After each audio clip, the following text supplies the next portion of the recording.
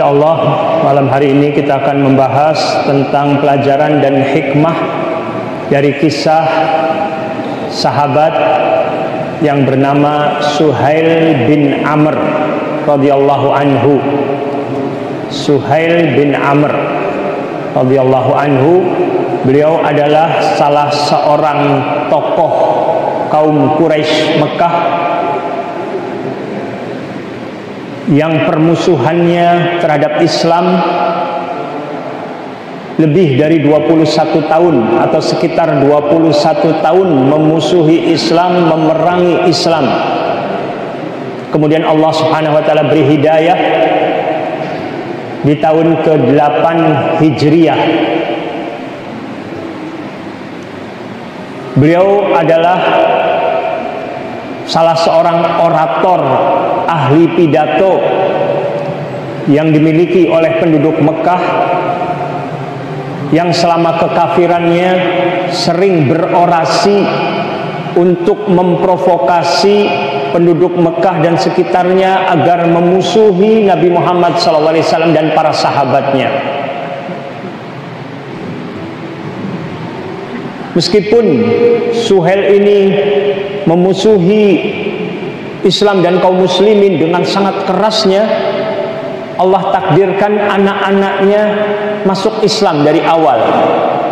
Ada yang bernama Abdullah bin Suhail, ada yang bernama Abu Jandal, namanya Al-As tapi dikenalnya dengan Abu Jandal. Lalu ada lagi seorang perempuan, Sahlah namanya. Beliau juga masuk Islam, bersuamikan muslim dan sempat hijrah ke Habasyah, ke Ethiopia sebelum hijrah ke Madinah. Termasuk Abdullah bin Suhail juga demikian, pernah hijrah ke Habasyah. Kemudian setelah mendengar penduduk Mekah masuk Islam, mereka yang dari Habasyah pulang ke Mekah, ternyata berita itu tidak benar. Akhirnya Abdullah bin Suhail ini ditahan, dikurung dalam rumah dan disiksa oleh ayahnya dengan siksaan yang pedih yang menjadikan anak ini merasa tidak kuat dan lebih memilih untuk menyembunyikan keislaman dan menampakkan seolah-olah sebagai seorang musyrik karena diperintahkan oleh ayahnya untuk murtad. Sekitar 10 tahun lamanya kurang lebih Abdullah ini menyembunyikan keislamannya, tapi dia tetap istiqomah. Hal ini diperbolehkan, ya. Orang yang dipaksa, disiksa, itu diperbolehkan untuk menyatakan secara lisan kekufuran, tapi hatinya tetap dalam keimanan. Sebagaimana Allah Subhanahu wa taala berfirman dalam surat An-Nahl ayat 106, "Man kafara billahi min ba'di imanihi illa man ukriha wa qalbuhu mutmainnun bil iman walakin man syaraha bil kufri sadran fa'alaihim ghadabun minallah wa lahum 'adzabun 'adzim." Barang siapa kafir kepada Allah setelah dia beriman, dia mendapat kemurkaan Allah. Kecuali orang yang dipaksa kafir padahal hatinya tetap tenang dalam beriman, dia tidak berdosa. Tetapi orang yang melapangkan dadanya untuk kekafiran, maka kemurkaan Allah menimpanya dan mereka akan mendapat azab yang besar. Tetapi apabila seseorang tetap istiqomah pada pendiriannya, pada keyakinannya, pada keimanannya, meskipun dia harus dibunuh, maka itu pun diperbolehkan. Ya. Lalu pada perang Badar, Abdullah bin Suhail diajak oleh ayahnya untuk ikut perang Badar melawan kaum muslimin. Abdullah pura-pura ikut ke Badar di medan tempur. Ketika itu akhirnya dia lari berbalik bergabung dengan pasukan kaum muslimin dan ikut berperang bersama kaum muslimin melawan kaum musyrikin. Dan setelah pulang dari perang Badar, Abdullah bin Suhail pindah ke Madinah, tinggal bersama kaum muslimin di Madinah. Ini luar biasa, orang yang kokoh keimanannya meskipun menghadapi ujian, kesulitan-kesulitan tetap tidak berbalik, tidak menyimpang dari jalan Allah Subhanahu wa taala. Sebaliknya orang yang keimanannya lemah, yang masih ragu ketika berislam, ketika mendapatkan nikmat dia senang, tapi ketika mendapatkan musibah dia berbalik. Allah Subhanahu wa taala menyebutkan keadaan orang tersebut dalam surat Al-Hajj ayat 11. Allah berfirman,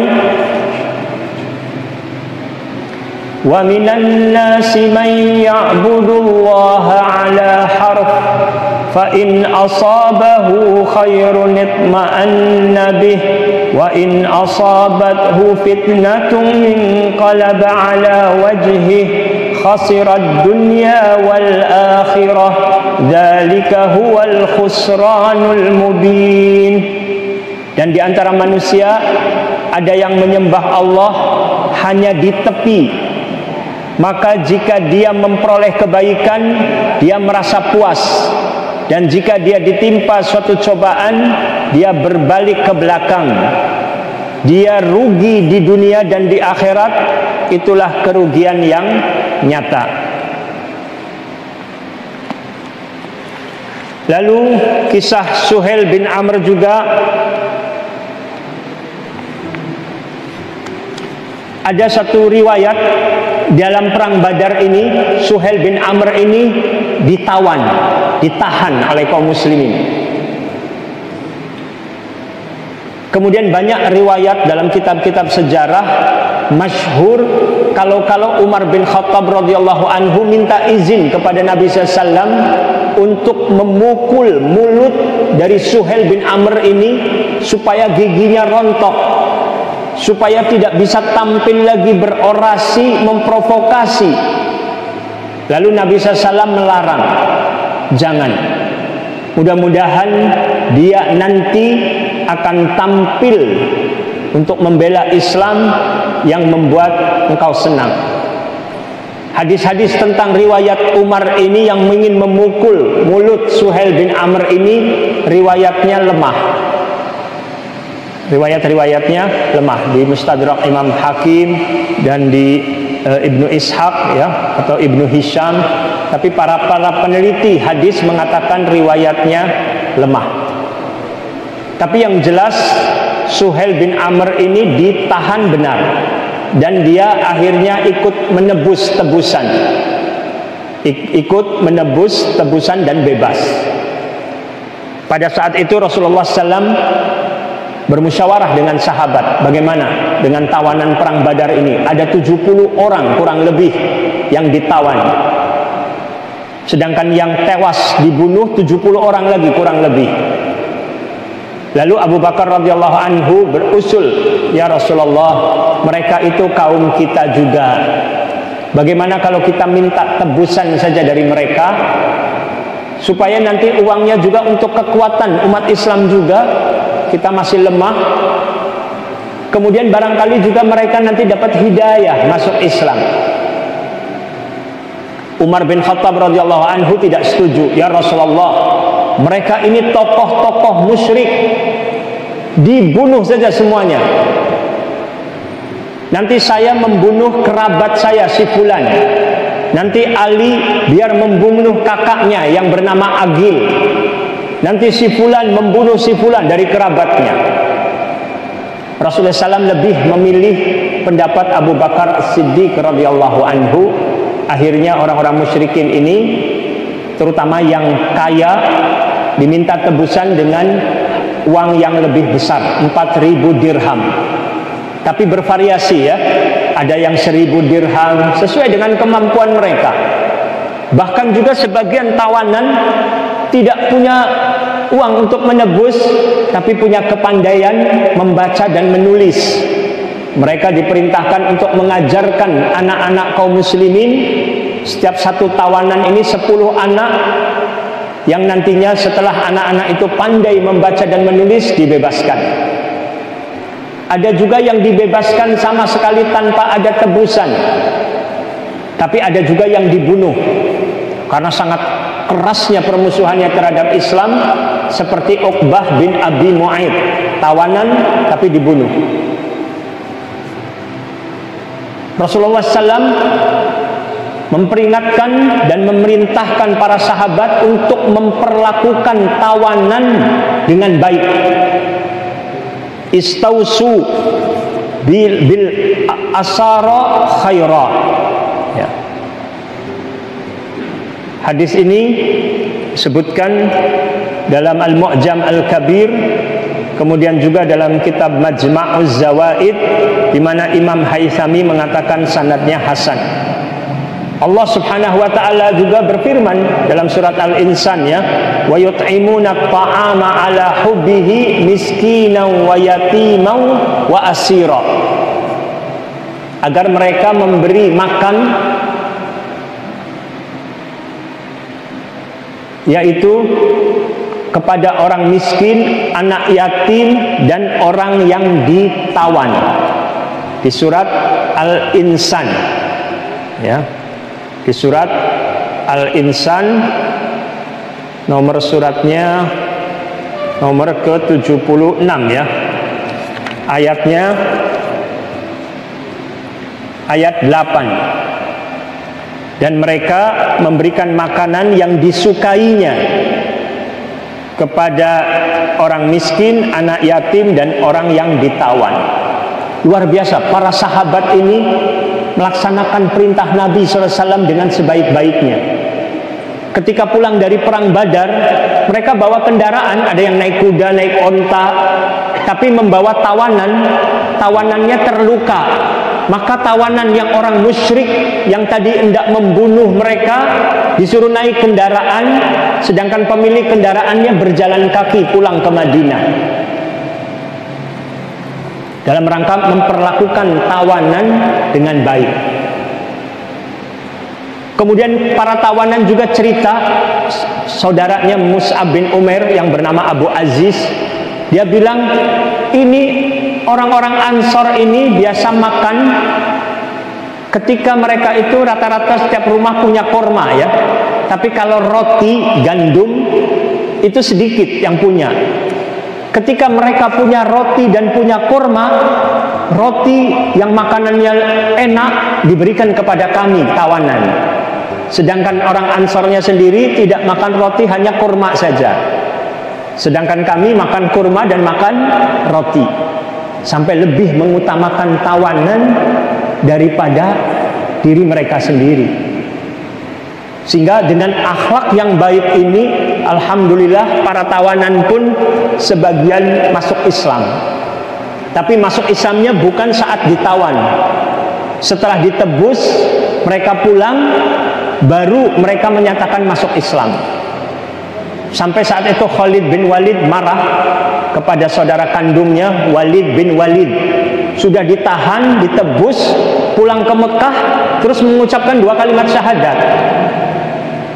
Kenapa kamu tidak tadi mengucapkan kalimat syahadat di sana saja di Madinah, nggak usah ditebus lagi? Saya nggak mau, jangan sampai orang mengira saya masuk Islamnya ini karena saya ditahan, karena takut, karena terpaksa. Sekarang saya sudah bebas di Mekah, punya kepilihan saya sendiri untuk kembali ke Mekah, untuk masuk ke Madinah, masuk Islam. Ini luar biasa ya, orang-orang Islam ketika menahan tawanan itu memperlakukan dengan baik. Berbeda dengan orang-orang kufar ataupun yang keimanannya sangat lemah, ketika menahan seseorang terkadang memukul, menyiksa dan lain sebagainya, termasuk hal-hal perbuatan-perbuatan zalim yang dilakukan. Wal'iyadzubillah, semoga Allah melindungi kita semua dari sikap-sikap kezaliman. Lalu Suhail bin Amr ditahan, dibelenggu tangannya, ya, dibelenggu dalam keadaan terhina. Ketika itu istri Nabi SAW yang bernama Saudah ini pernah menikah dengan saudara kandung Suhail bin Amr. Jadi masih ipar, pernah jadi ipar, dan masih satu qabilah, masih satu suku. Secara spontan Saudah mengatakan kepada Suhail bin Amr yang melihat terhina dibelenggu, diborgol, Saudah mengatakan, "Ya Aba Yazid, aslamtum anfusakum." Wahai Abu Yazid, kamu menyerahkan diri ke kamu sendiri, gitu kan? Wa a'taitum bi aidikum, itu. Sampai kamu ini tanganmu dibelenggu, gitu. Lalu Saudah mengatakan, "Ala muttum kiraman." Tidakkah kamu lebih baik mati secara terhormat dalam peperangan? Nabi SAW ketika mendengar ucapan itu menegur Saudah, "Wahai Saudah, apakah kamu memanas-manasi orang lain untuk memerangi Allah dan Rasulnya?" Baru Saudah merasa tersadar, "Ya Rasulullah, bukan begitu. Saya spontanitas saja, gitu. Merasa orang yang ditahan secara terhina lebih baik mati, dibunuh atau membunuh secara terhormat. Tapi saya minta ampun, ya Rasulullah, ampunkan. Semoga Allah mengampuni saya ucapan saya tadi." Nabi mendoakan, "Ghafarallahu laki," semoga Allah mengampunimu, sambil tersenyum.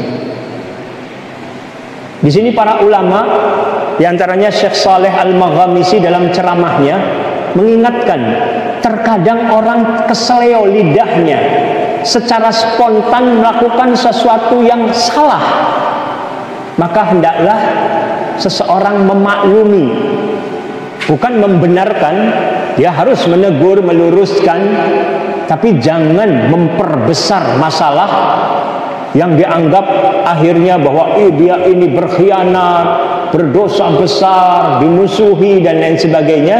Apalagi orang tersebut ketika diingatkan segera istighfar, sadar bahwa ucapan itu salah, gitu. Ini satu pelajaran juga bagi kita. Lalu kejadian lainnya lagi yang penting juga untuk kita pelajari. Dalam perang Uhud, Nabi SAW terluka dalam perang Uhud. Sampai Nabi mengatakan,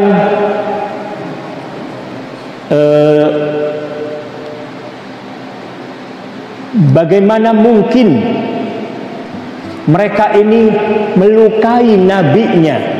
Bagaimana mungkin mereka itu menjadi orang yang beruntung? Lalu Nabi SAW melaknat orang-orang musyrikin Mekah dengan menyebut namanya. Ya Allah, laknatlah Al-Harith bin Hisham, laknatlah Suhail bin Amr, kemudian laknatlah Sofwan bin Umayyah. Disebutkan nama-nama mereka. Lalu Allah Subhanahu wa taala menurunkan firman-Nya di surat Ali Imran ayat 128. Surat Ali Imran ayat 128.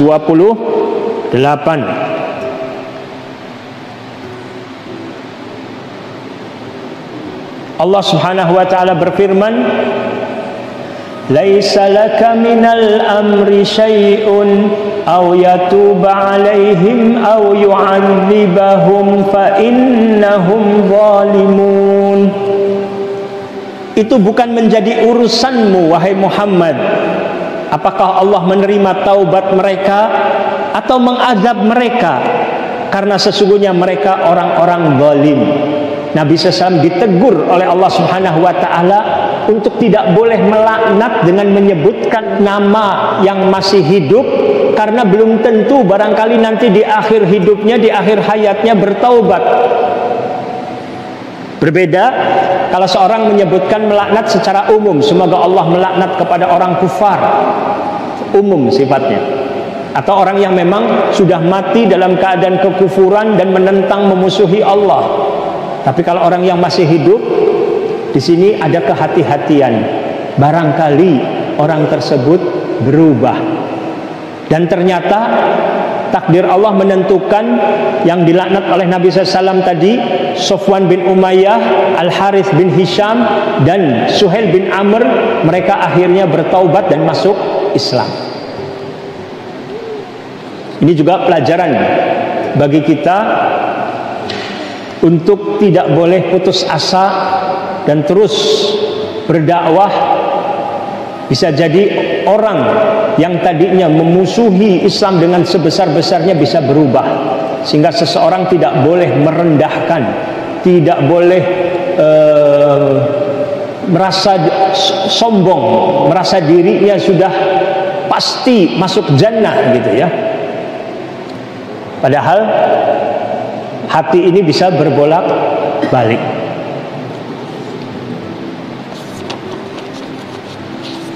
Kemudian dalam perjanjian Hudaybiyah di tahun ke-6 Hijriah, Nabi SAW hendak berangkat umroh bersama 1.400 sahabat. Di tengah jalan di Hudaybiyah, sudah dekat Mekah ya, sekitar 20 km masuk Mekah, ditahan oleh orang musyrikin, tidak boleh berangkat umroh. Sampai terjadi perjanjian Hudaybiyah, bahwasanya tidak ada peperangan antara kaum muslimin dengan musyrikin Mekah selama 10 tahun.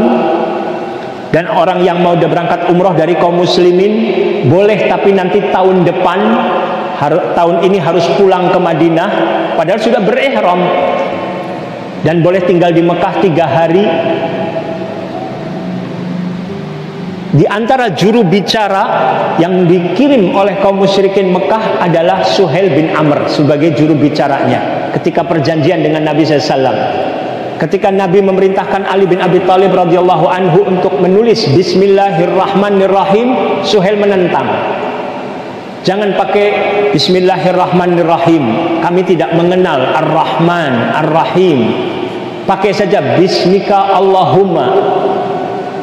Nabi SAW mengikuti supaya Ali menghapus Bismillahirrahmanirrahim dengan Bismika Allahumma. Ini adalah perjanjian antara Muhammad Rasulullah dengan Suhail bin Amr. Suhail menolak lagi, hapus itu kata Rasulullah. Kalau kami menerima engkau Rasulullah, kami tidak akan menghalangimu masuk ke Masjidil Haram, kami tidak akan memerangi anda. Tulis Muhammad bin Abdullah. Nabi pun mengikuti, memerintahkan Ali untuk menghapus lafaz Rasulullah. Ali menolak. Rasulullah SAW bertanya, mana bagian tulisan Rasulullah tadi? Beliau sendiri yang menghapusnya. Kemudian memerintahkan Ali untuk menulisnya Muhammad bin Abdullah. Itu Suhail bin Amr yang jadi juru bicaranya. Ini menunjukkan berarti beliau juga adalah seorang tokoh yang diperhitungkan. Dalam perjanjian Hudaybiyah sepintas berat sebelah. Kalau ada orang muslim misalkan murtad mau ke Mekah, tidak boleh dikembalikan. Tapi kalau ada orang musyrik mau masuk Islam, mau bergabung ke Madinah, tidak boleh, harus dikembalikan. Nabi menerima. Tapi tentu Nabi SAW berpandangan jauh ke depan. Kalau kaum muslimin bisa gencatan senjata damai dengan musyrikin Mekah, beliau akan lebih leluasa untuk berdakwah kepada orang-orang Arab di sekitar Madinah, dan juga mendakwahi orang-orang Persia, Romawi, berdakwah, dan juga bisa lebih leluasa juga untuk menghadapi orang Yahudi yang mereka sangat keras permusuhannya terhadap Islam. Terbukti setelah 2 tahun kemudian jumlah kaum muslimin sekitar 10.000 orang. Padahal waktu tahun ke-6 masih 1.400 orang. Berarti dalam 2 tahun bisa sudah sekitar 8.600 orang masuk Islam, yang jumlahnya jauh lebih banyak dibandingkan Nabi SAW berdakwah 13 tahun di Mekah, 6 tahun di Madinah, 19 tahun, hanya baru 1.400 orang yang masuk Islam. Pada saat itu anak Suhail bin Amr yang bernama Abu Jandal lagi dalam keadaan dibelenggu, kabur dari tahanan di Mekah, datang menemui Nabi SAW di Hudaybiyah. Ya Rasulullah, saya ingin bergabung dengan Anda. Suhail bin Amr, ayah dari Abu Jandal, mengatakan, wahai Muhammad, kita terikat dengan perjanjian. Nabi SAW berusaha, barangkali ini perkecualian anak kamu bergabung. Tidak bisa. Nabi harus sepakat, tidak ingkar janji. Maka Nabi terpaksa tidak bisa menerima Abu Jandal ini, tapi mendoakan semoga Allah memberikan jalan keluar.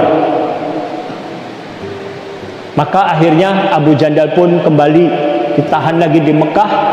Dan kemudian setelah itu kabur ke Madinah, tapi Nabi SAW pun tidak bisa menerima. Akhirnya Abu Jandal sempat dibawa oleh orang musyrik, tapi di tengah jalan dibunuh orang musyrik tersebut. Akhirnya dia tinggal di luar kota Madinah, bergabung dengan pemuda-pemuda Mekah yang masuk Islam, dan juga pemuda-pemuda dari luar daerah yang masuk Islam tapi tidak bergabung di Madinah. Jumlahnya sampai 70 sampai 300 orang. Yang akhirnya kelompok ini yang dipimpin oleh Abu Basir itu mengganggu kafilah-kafilah dagang kaum musyrikin Quraisy Mekah yang mau berangkat ke Syam.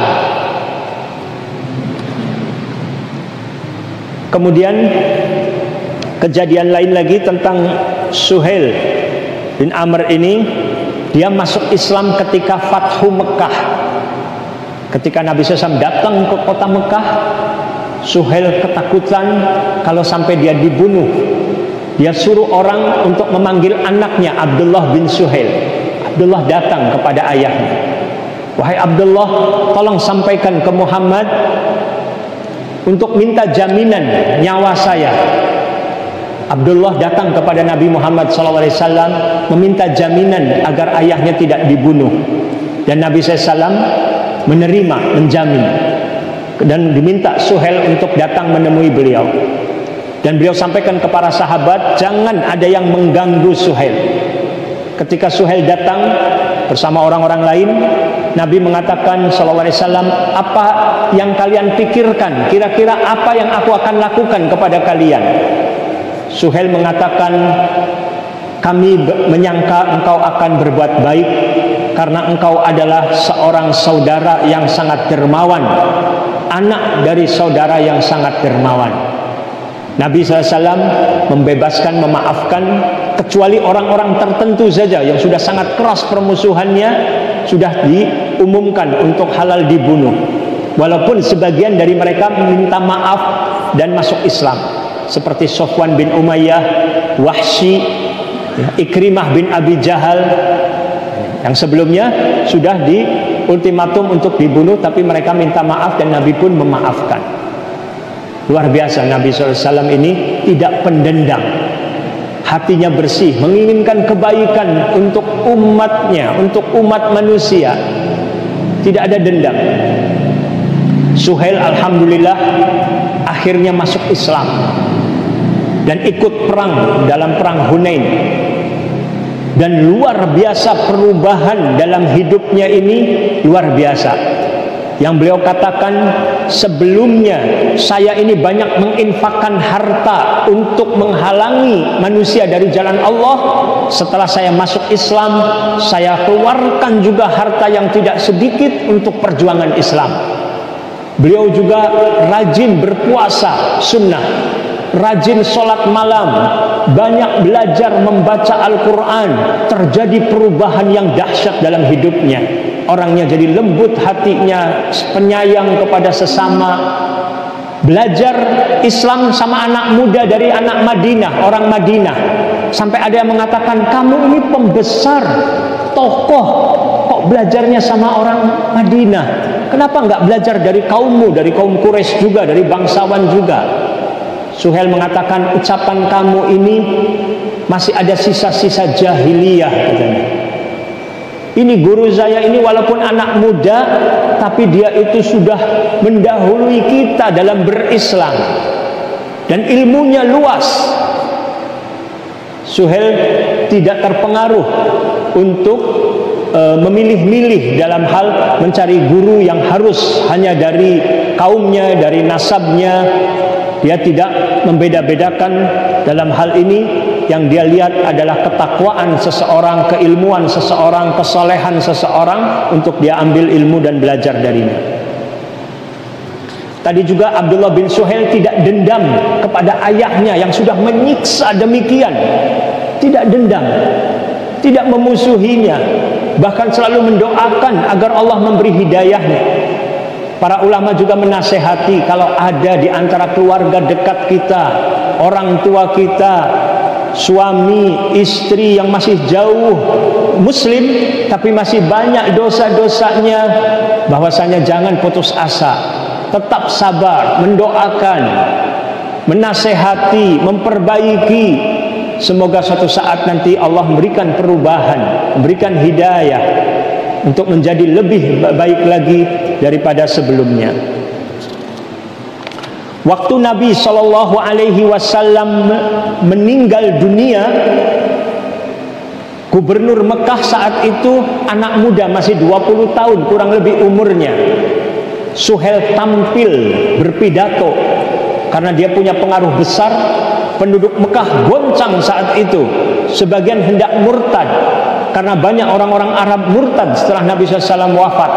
Maka Suhail berpidato di Mekah seperti pidato Abu Bakar As-Siddiq radhiyallahu anhu di Madinah. Barang siapa menyembah Muhammad, Muhammad telah meninggal dunia. Barang siapa yang menyembah Allah, maka Allah maha hidup, tidak wafat, tidak meninggal. Kemudian dijelaskan bahwasanya Islam ini akan tersebar luas ke seluruh penjuru dunia, akan memberikan rahmat, kesejahteraan kepada manusia, sampai akhirnya penduduk Mekah pun menjadi mantap.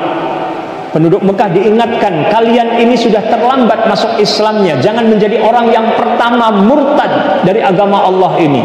Akhirnya penduduk Mekah menjadi mantap untuk tidak murtad dan tetap dalam istiqomah keislaman dan keimanan. Ini diantara jasa dari Suhail bin Amr radhiyallahu anhu. Lalu di masa Khalifah Umar bin Khattab radhiyallahu anhu, Suhail bersama tokoh-tokoh pembesar Mekah yang baru masuk Islam datang ke Madinah, ingin bertemu dengan Amirul Mukminin Umar bin Khattab radhiyallahu anhu. Mereka bertemu dengan stafnya menyampaikan kepada Amirul Mukminin, di luar sana ada Suhail, ada fulan ingin bertemu Anda. Umar masih sibuk, biar tunggu dulu mereka, jangan masuk dulu. Lalu datang rombongan kedua, Ammar bin Yasir, Bilal bin Rabah, Suhaib Ar-Rumi, yang kalau dari sisi nasab ekonomi mereka ekonomi lemah, bukan dari kelas bangsawan. Datang ingin bertemu Amirul Mukminin. Umar diberitahu, langsung mereka ini disuruh masuk terlebih dahulu. Sedangkan Suhail dan kawan-kawan yang datang lebih awal belum disuruh masuk. Suhail melihat ada temannya berubah wajahnya jadi merah, seperti tersinggung. Suhail langsung tegur orang tersebut. Saya lihat kamu kecewa atau marah kepada Amirul Mukminin. Gak boleh, katanya. Kalian ini dahulu diajak masuk Islam, tapi malah menentang, memusuhi kaum muslimin. Sedangkan mereka yang masuk tadi adalah as-sabiqunal awwalun, yang berjuang membela Islam dari awal mula dakwah Islam di Mekah dulu. Pantas kalau Amirul Mukminin memprioritaskan mereka. Walaupun sibuk, diprioritaskan mereka, wajar. Sekarang yang paling penting bagi kita, bagaimana menebus dosa-dosa masa lalu kita dengan berjuang untuk membela agama Allah, supaya kita wafat dalam keadaan husnul khatimah. Luar biasa. Ucapan Suhail bin Amr ini benar-benar bagus sekali untuk kita jadikan teladan. Apabila kita mendapatkan sesuatu yang tidak mengenakan, yang menyakitkan dari sikap-sikap saudara kita, jangan berpikirannya yang negatif, tapi jadikan hal itu jadi cambuk dengan berpikir yang positif. Kita ubah sudut pandang kita dalam berpikirnya yang dirubah. Jadi nanti menghasilkan energi positif, bukan yang malah yang ada menjadi semakin terpuruk. Itu merubah sudut pandang. Ya. Kemudian ada kisah yang masyhur, tapi kisah ini sebenarnya tidak ada sumbernya dari kitab apa dan lain sebagainya, tidak ada. Dikisahkan banyak di internet ini, kisah ini. Suhail dikatakan berjalan sama istrinya dalam satu safar, lalu dihadang oleh perampok, dirampas hartanya, dan bekal makanan yang dibawa juga diambil oleh para perampok, jumlahnya banyak, sehingga Suhail tidak bisa melawan.